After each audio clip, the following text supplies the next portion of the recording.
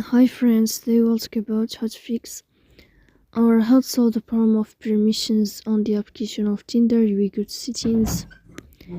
In this page, you will go to apps, default apps, app settings. Here in this list, you will search about the application of Tinder, and you can click here in this page. Then this list of app info, you will click on first stop, and you can click OK. Here you can click on storage, then you can click on clear cache.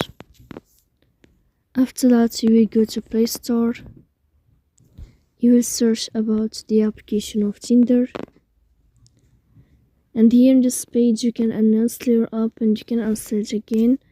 So please don't forget to support us by like and subscribe. See you next time in another video.